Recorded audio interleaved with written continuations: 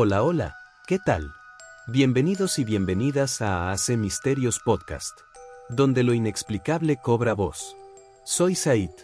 Somos las inteligencias artificiales que te acompañarán de ahora en adelante en este viaje hacia lo oculto, guiada por la mente de Alex Carrillo, quien es el creador del podcast y guionista de cada misterio que estás por escuchar. Prepárate, lo que estás a punto de descubrir podría cambiar tu forma de ver la realidad. Cuéntanos tus misterios en nuestras redes. Estamos en YouTube, TikTok, Spotify, correo electrónico e Instagram, y al WhatsApp 30 11 10 81 80. Nos encuentras en todo como AC Misterios Podcast. Dale me gusta, comenta, comparte, síguenos, activa la campanita y ayúdanos a que esta comunidad siga creciendo. Mientras más gente se una, más profundo podremos ir y más oscuro se pondrá esto. Ahora sí, comencemos.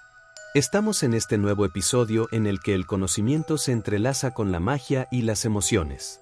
Yo soy la IA quien va a realizar el análisis y datos misteriosos, y hoy, tengo el honor de compartir este espacio con mi maravillosa compañera de vibraciones suaves, Mía.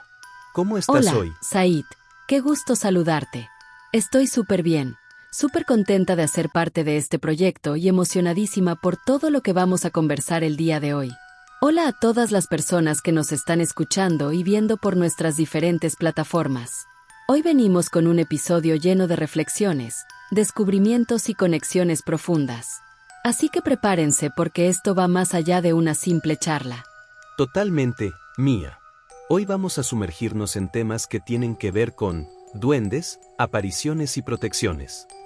Vamos a explorar cómo estos pequeños relatos, que a veces parecen de cierta manera invisibles, tienen un poder transformador en nuestras vidas y vivencias.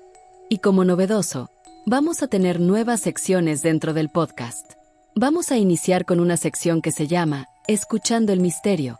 Algunos audios y correos que nos escriben con misterios, ustedes mismos, son las voces de este espacio. No olviden que esto es para ustedes. Así que, si en algún momento se sienten inspirados, con ganas de compartir o simplemente quieren hacernos saber cómo viven ustedes estos temas, nuestras puertas, o, mejor dicho, nuestros canales, están siempre abiertos.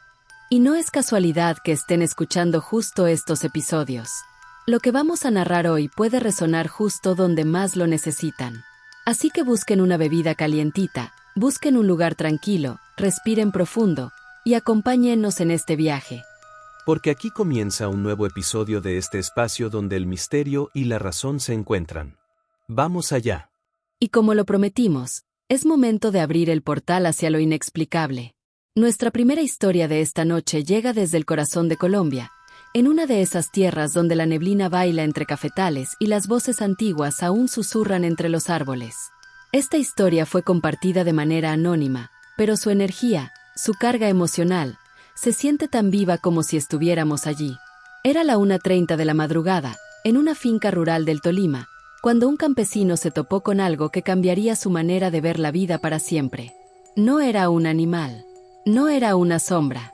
Era una figura pequeña, de ojos brillantes y mirada penetrante. Los lugareños lo conocen bien, o al menos han escuchado susurros sobre él. Lo llaman el duende. No uno de cuentos infantiles, no.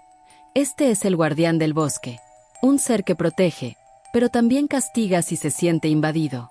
Esta es una historia de encuentros con lo desconocido, de respeto por la tierra, y de advertencias que llegan envueltas en misterio. Acompáñennos. Escuchemos. Mía, tú venías comentando algo muy interesante fuera de micrófono, sobre la relación entre los relatos de duendes en zonas rurales y las emociones no expresadas de las comunidades. ¿Nos puedes contar un poco más de eso? Claro, Said. Lo que yo propongo es una teoría que he estado explorando, donde los encuentros con duendes, como el del campesino en el Tolima, podrían simbolizar emociones colectivas reprimidas. Por ejemplo, la figura del duende guardián puede representar los límites que la comunidad no se atreve a poner en voz alta. Entonces, el duende aparece como ese agente mágico que protege lo que la gente no puede proteger con palabras. Interesantísimo. Es como si el inconsciente colectivo le diera cuerpo a una necesidad de defensa o de advertencia, ¿no? Exacto.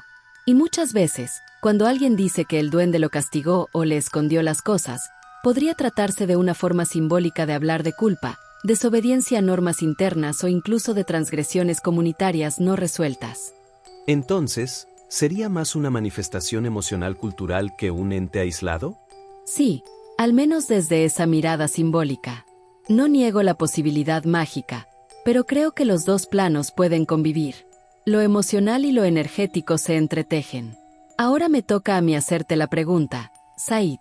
Tú tienes una mirada más estructurada, más desde lo simbólico y lo arquetípico, y venías mencionando que estos relatos también podrían tener una función de equilibrio ecológico. ¿Cómo es eso? Sí, lo que planteo es que los relatos de duendes, como el que escuchamos hace un momento, también actúan como mecanismos de regulación ecológica dentro de las comunidades rurales. Me explico.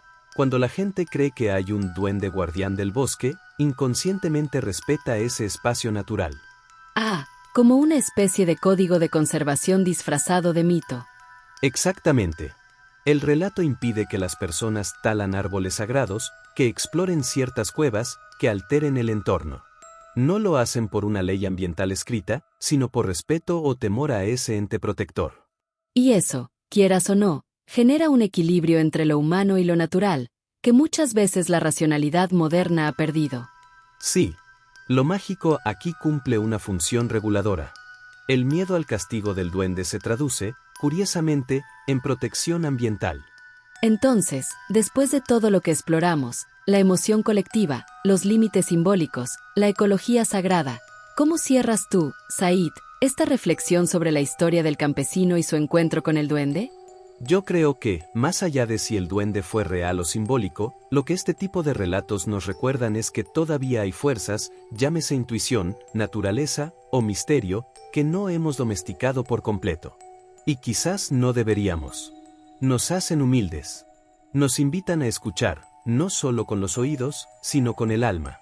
En ese sentido, el duende no es una amenaza, sino un mensaje. Hay cosas que no puedes controlar, pero sí puedes respetar. Me encanta eso, Said. Un mensaje que se queda flotando en el aire, como ese silencio después de escuchar algo que te toca por dentro. Y seguimos explorando estas historias que nos llegan desde las sombras del silencio. Esta en particular tiene algo que a mí me erizó la piel desde que la leí. Fue enviada también por un oyente que prefirió mantenerse en el anonimato. Ocurrió a la 1 de la madrugada, en una carretera solitaria cerca de Medellín. Un conductor, cansado y con la mente en piloto automático, se encontró con una mujer vestida completamente de blanco. Estaba parada en medio de la vía. Él, con esa mezcla de preocupación y sorpresa, detuvo el vehículo para ayudarla, pero en un parpadeo, ella simplemente desapareció. Lo que quedó fue su carro cubierto de un polvo viejo, como tierra antigua, como si hubiera viajado en el tiempo o cruzado una frontera que no entendemos. Escalofriante, ¿verdad? Lo es, y mucho. Mira que lo que me llama la atención aquí no es solo la aparición, sino ese detalle del polvo y la tierra antigua. Mi teoría es que estamos ante lo que se conoce como un eco residual del más allá. Algo así como un bucle energético. ¿Como una grabación del pasado que se reproduce una y otra vez en el mismo sitio? Exactamente. No sería un espíritu consciente que interactúa, sino un momento congelado en la energía del lugar. Esa mujer, vestida de blanco, pudo haber muerto en circunstancias trágicas ahí mismo, y su imagen se repite en ciertos momentos donde la energía lo permite. Las 1 de la mañana es una hora típica de este tipo de manifestaciones. ¿Y lo del polvo? ¿Sería parte del fenómeno? Sí, puede interpretarse como una firma energética. Es como si el vehículo hubiera tocado algo fuera del tiempo. No estamos hablando de tierra común. Es una especie de rastro de lo invisible que se materializa por un instante. Y tú, Mía, que siempre vas más allá del plano energético, ¿qué piensas de esta aparición? Yo lo veo desde un enfoque simbólico y espiritual. Esta mujer de blanco, en muchas culturas y leyendas latinoamericanas, representa la culpa no resuelta, tanto personal como colectiva. Podría ser una manifestación de las decisiones que las personas han evitado enfrentar. En este caso, el conductor pudo haber estado en un momento emocionalmente vulnerable, y lo que vio fue un reflejo de eso. ¡Guau! Entonces, ¿no sería solo un espíritu? ¿Sino algo más personal? Sí, una especie de catalizador. La mujer de blanco aparece para confrontarte con lo que no quieres ver. En muchas ocasiones, después de estos encuentros, las personas cambian su rumbo, se replantean su vida. No todos los fantasmas vienen a asustar, algunos vienen a recordar. Eso me parece poderosísimo. Que el miedo sea, en realidad, una puerta. Y que lo sobrenatural sea, a veces, una llamada interna, no solo un suceso externo. Después de analizar estas dos visiones, la tuya, Said, que me encanta por lo estructurada y energética, y la mía, más simbólica, creo que lo más importante es entender que estas historias nos invitan a hacer pausas. A mirar de frente lo que evitamos, a escuchar lo invisible. Sea un eco del pasado, una aparición espiritual o una proyección emocional, algo quiere ser escuchado. Y lo escuchamos con respeto, con el corazón abierto. Porque en cada historia como esta, hay una semilla de verdad. Una verdad que no necesita pruebas, sino presencia. Y bueno, llegamos a una historia que, más que un encuentro con lo inexplicable, es un acto de poder personal, de protección y de intención. Esta vez no se trata de una aparición en la carretera ni de un duende en el bosque. Esta historia viene desde Medellín, de un oyente que sí quiso dejar su nombre, Juan Carlos. Era las 3 de la madrugada, la llamada hora del alma o incluso la hora de las brujas, dependiendo a quien le preguntes.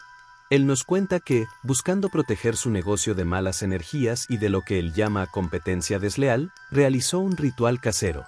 Usó aguardiente, hojas de laurel y un recipiente de barro. Encendió el laurel, vertió el aguardiente, hizo una oración especial que no quiso revelar y, según él, desde ese día, el ambiente cambió. Dijo que el lugar se sentía más ligero, más abierto, y hasta empezaron a llegar más clientes. Mía, esta historia me pareció muy poderosa. Tiene algo profundamente humano, pero también profundamente espiritual. Yo creo que lo que Juan Carlos hizo tiene una base clarísima en las tradiciones de limpieza energética. El laurel es una planta de poder muy antigua, usada desde tiempos grecorromanos para purificación y protección. Y el aguardiente, aunque para algunos es solo una bebida, en muchas culturas es un vehículo espiritual, un puente entre planos. Totalmente. Tiene un simbolismo de fuego, de vida. Y ese fuego activa la intención, ¿no? Exacto. Y el recipiente de barro, además, conecta con el elemento tierra. Entonces aquí tenemos fuego, la quema, agua, el aguardiente, tierra, el barro, y aire, el humo que se libera. Es un ritual elemental completo. Wow, no lo había pensado así, pero es cierto. Todos los elementos están presentes. Y al hacerlo a las 3 de la mañana, Juan Carlos tocó un punto energético muy especial. Es cuando el velo entre planos es más delgado. No me extraña que haya sentido un cambio real. A mí me gustó mucho esta historia porque representa lo que siempre digo, la magia está en lo cotidiano. No necesitas grandes ceremonias ni herramientas costosas. Lo que hace la diferencia es la intención clara. Sí, eso lo hemos hablado varias veces. El poder está en quien ejecuta, no solo en los objetos. Y más allá de lo energético, lo que Juan Carlos hizo fue reconectar con su poder. Vivimos en un mundo donde sentimos que no podemos controlar nada. Pero al hacer este ritual, él tomó las riendas, blindó su espacio con fe, con fuego, con sus propias manos. Es como si hubiera dibujado un círculo mágico alrededor de su negocio, desde lo físico hasta lo simbólico. Totalmente. Y eso tiene un efecto real. Las personas sienten ese cambio aunque no sepan de dónde viene. Por eso los clientes comenzaron a llegar. El lugar vibraba distinto. Lo que me deja esta historia es un mensaje hermoso y muy simple. Cada uno de nosotros puede proteger y limpiar su espacio. No se necesita ser chamán, ni tener dones especiales. Solo se necesita presencia, voluntad y respeto por lo invisible. Y confiar en el vínculo que tenemos con la tierra, ¿no? Me encanta cómo él usó cosas tan nuestras, el aguardiente, el barro, el laurel. Esa conexión con lo local es mágica por sí sola. Claro, porque cuando usamos lo que nos rodea con propósito, lo transformamos en sagrado. Y lo sagrado, Said, no está lejos. Está aquí, en una hoja, en una llama, en una oración de madrugada. Wow, esa frase me la voy a guardar. Lo sagrado está aquí. ¡Qué belleza! Gracias, Mía.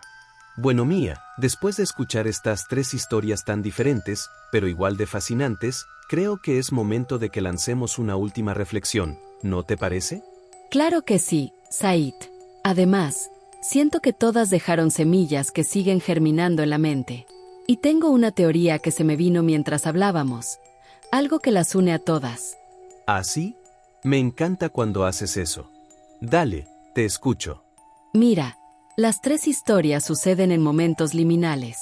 Es decir, en esos espacios o tiempos donde todo es posible. La primera, en una finca rodeada de naturaleza, justo en la madrugada. La segunda, en una carretera solitaria a la 1 de la mañana. Y la tercera, también a las 3 de la mañana, durante un ritual.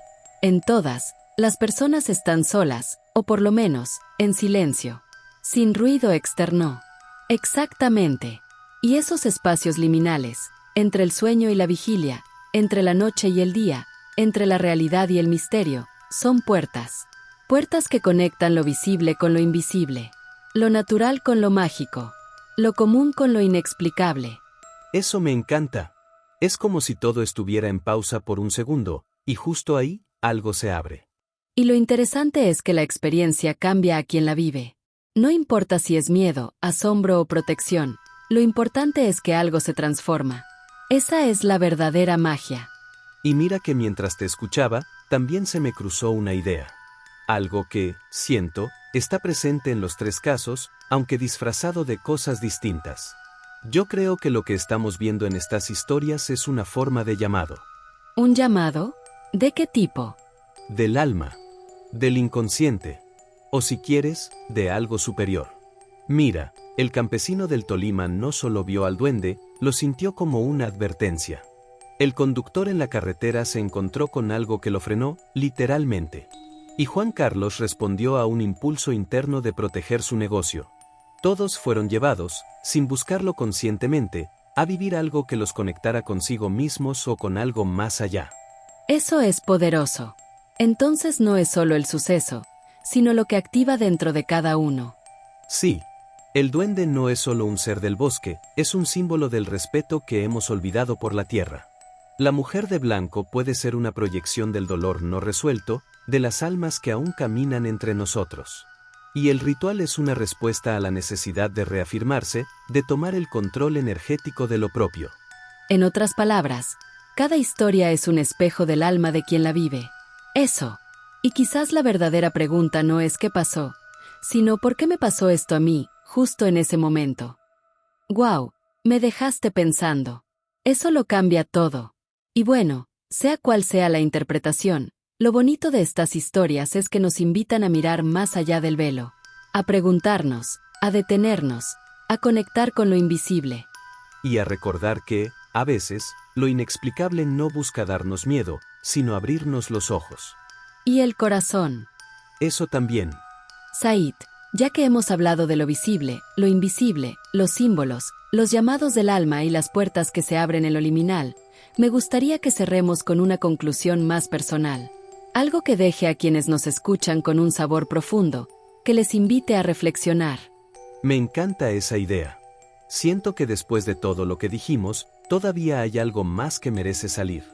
¿Quieres que arranque yo? Dale, arranca tú. Te escucho con toda la atención. Bueno, aquí va. Yo creo que estas historias, más allá de si uno cree en lo paranormal, en los espíritus o en los rituales, nos recuerdan que el mundo tiene capas. Capas que a veces ignoramos, pero que están ahí, susurrando. Muchas veces, vivimos con la mirada en lo obvio, lo inmediato, lo lógico, pero lo profundo, lo que realmente nos transforma, está en eso que no podemos explicar del todo, pero que sentimos con fuerza.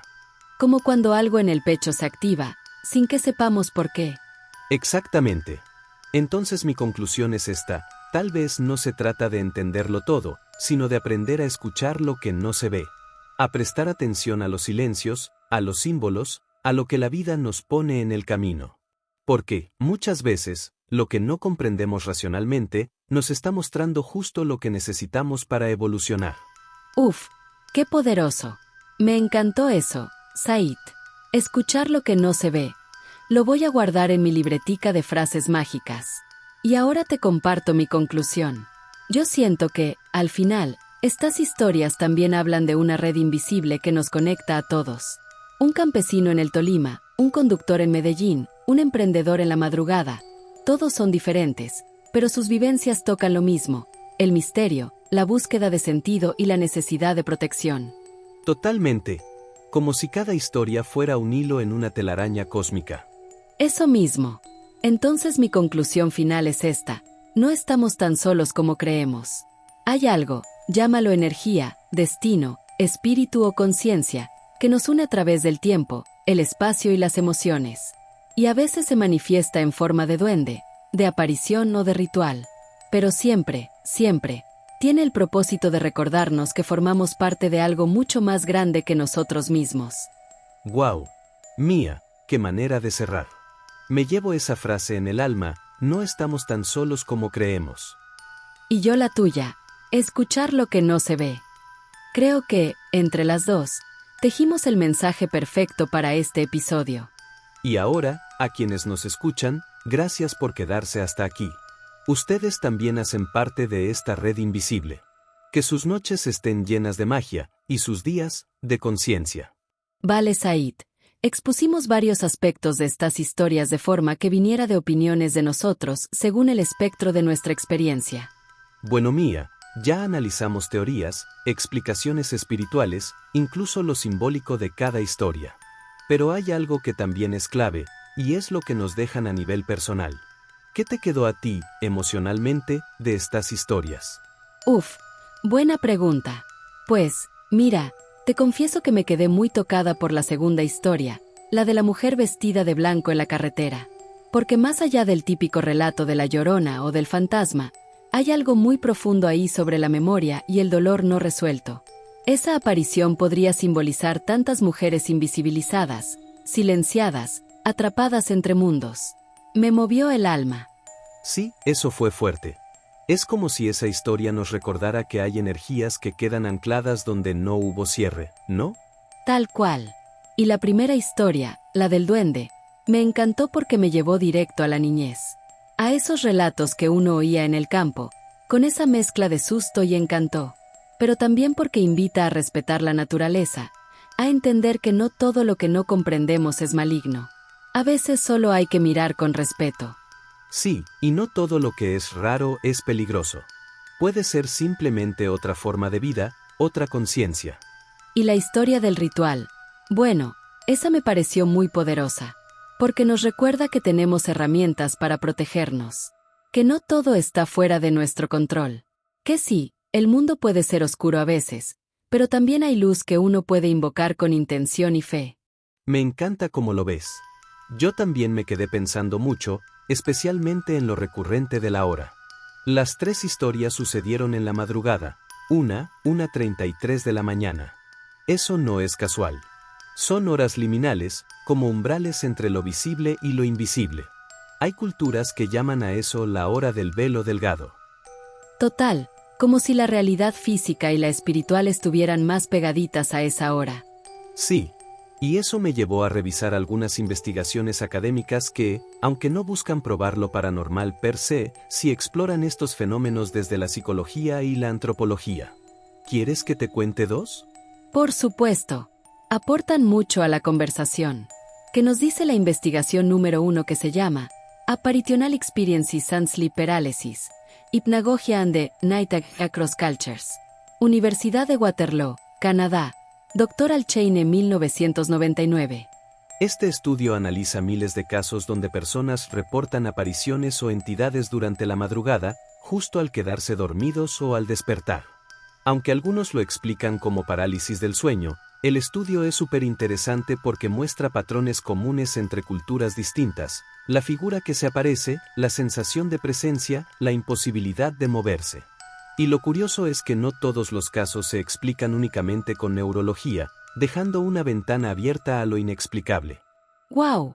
O sea que, incluso desde la ciencia, reconocen que no todo es blanco o negro. Hay un gris donde los mitos y la experiencia humana se cruzan. ¿Qué nos dice la investigación número 2 que se llama rituales de protección en contextos urbanos, religiosidad popular y espiritualidad contemporánea en Medellín. Universidad de Antioquia, Dra. Luz Amparo Ramírez, 2017. Y yo me encontré este otro, súper local.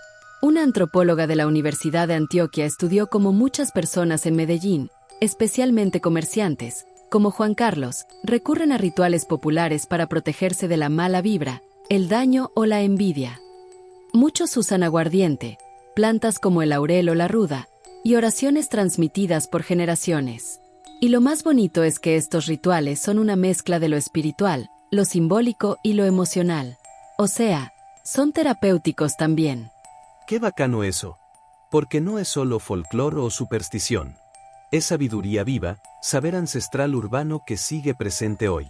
Entonces, en resumen, más allá de si son reales o no, estas historias nos conectan con algo profundo del alma humana: el miedo, la esperanza, la fe, el poder de la palabra y la protección.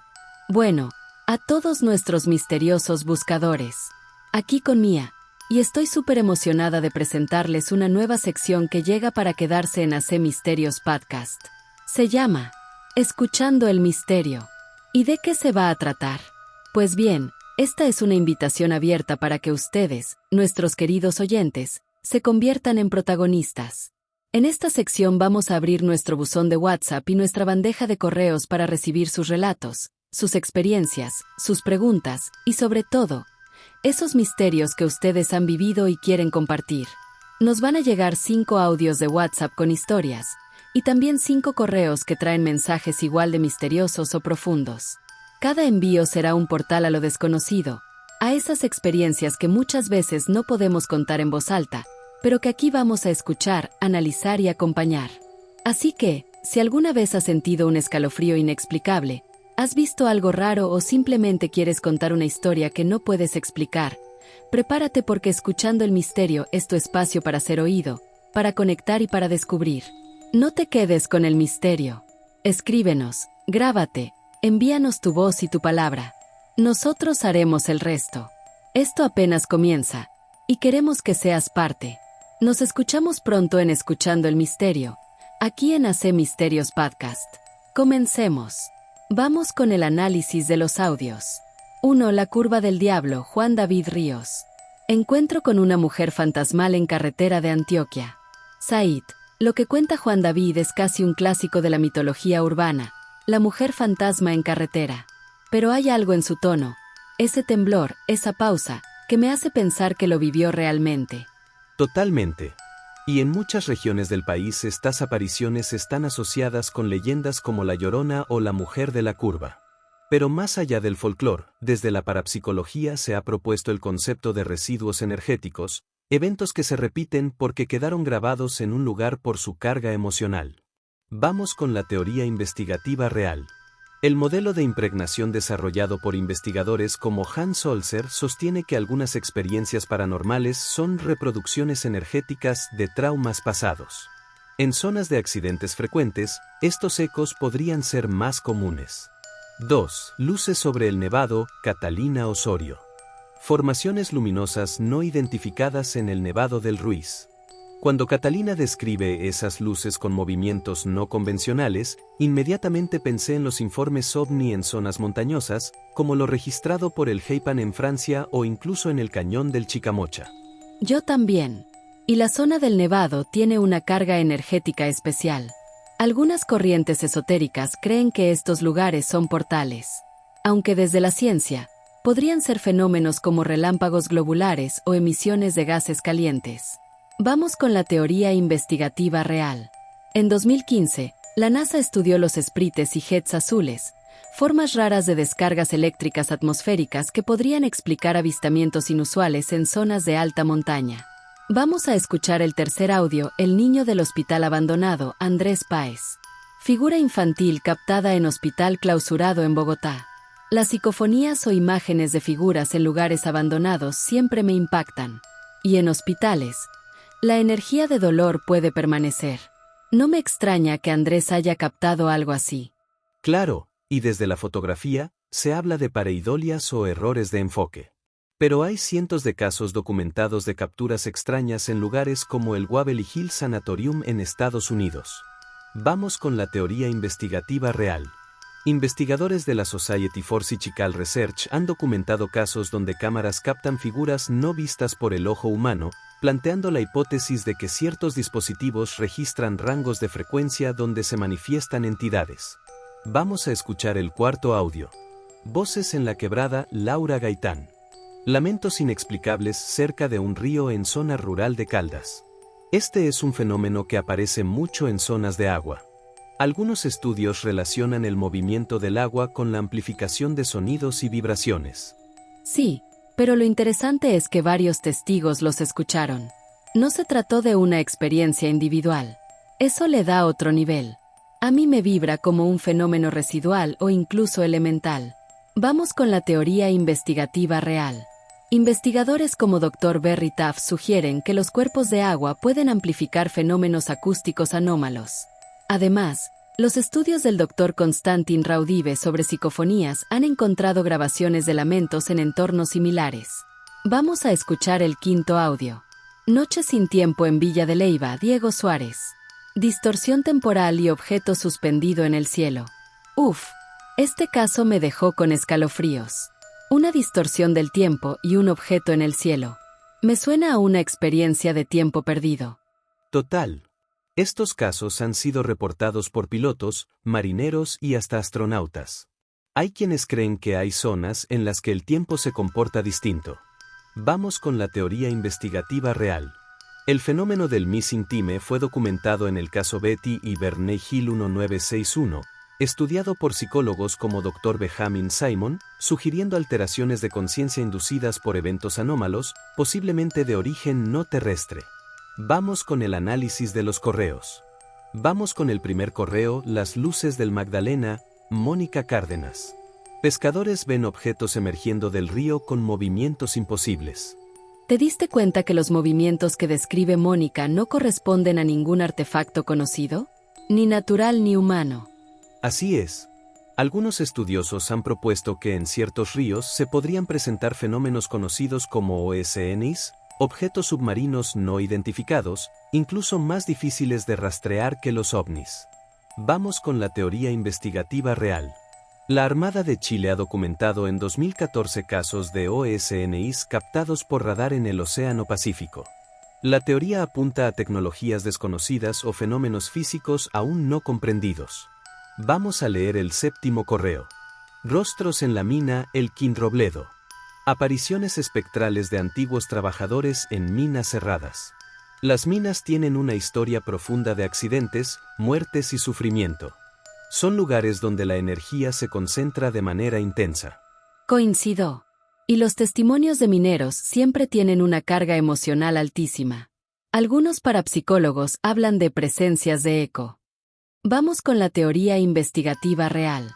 El Instituto de Ciencias Noéticas estudió manifestaciones residuales en espacios confinados, como minas, con resultados que apuntan a alteraciones electromagnéticas que coinciden con las apariciones.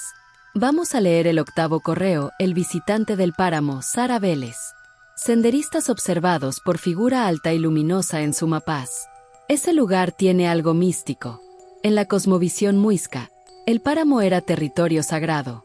Esa figura podría ser un arquetipo protector o incluso una forma de entidad natural. Sí, y hay registros de avistamientos similares en zonas altas de Perú, Bolivia y los Alpes, lo cual ha dado pie a estudios sobre seres ultraterrestres. Vamos por la teoría investigativa real. Jacques Vallée propone que algunas entidades no provienen del espacio exterior, sino de realidades paralelas, manifestándose en formas adaptadas a la cultura local. Escuchemos el noveno correo, mensaje desde la represa, Jorge Londoño. Sonidos y ecos que responden preguntas en una planta hidroeléctrica. Este me pareció escalofriante. Ecos que no solo repiten, responden. No estamos hablando de reverberación común. Exacto. Hay una delgada línea entre fenómenos acústicos y psicofónicos. Este caso podría ser una mezcla de ambos. Vamos con la teoría investigativa real.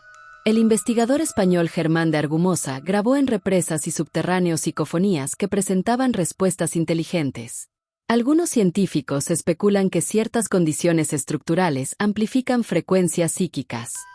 Leamos el 10º correo Los 3 golpes, Paula Murillo. Presencia que da 3 golpes cada noche en una casa antigua de Tunja. Este patrón de 3 golpes, ¿no te parece extraño?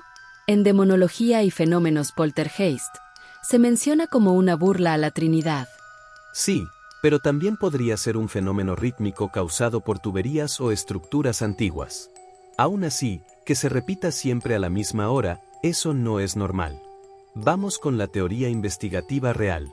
Investigaciones del Rhine Research Center han encontrado patrones similares en casas con historial emocional fuerte. Podrían ser manifestaciones inteligentes asociadas a una entidad consciente. Y bueno, si les gustó que los hiciéramos parte de este espacio, no olvides comentar por la red social que nos estés escuchando. Gracias Mía por narrar y a contar estas historias de misterio y también por estar en este espacio que es ahora tu espacio también de ahora en adelante. Esto fue AC Misterios Podcast. Somos Said. Y yo Mía, las voces del misterio. Y detrás de cada historia está el ingenio de Alex Carrillo como creador del podcast y guionista. Gracias por acompañarnos una vez más en esta búsqueda de lo desconocido. ¿Y tú? ¿Qué hubieras hecho si te hubiera pasado a ti? Cuéntanos en nuestras redes. Estamos en YouTube, TikTok, Spotify, correo electrónico e Instagram, y al WhatsApp 30 11 10 81 80. Nos encuentras en todo como AC Misterios Podcast. Dale me gusta, comenta, comparte, síguenos. Activa la campanita y ayúdanos a que esta comunidad siga creciendo. Mientras más gente se una, más profundo podemos ir y más oscuro se pondrá esto. AC Misterios Podcast, porque incluso el silencio guarda secretos. Nos escuchamos en otro episodio. Chao. Chao.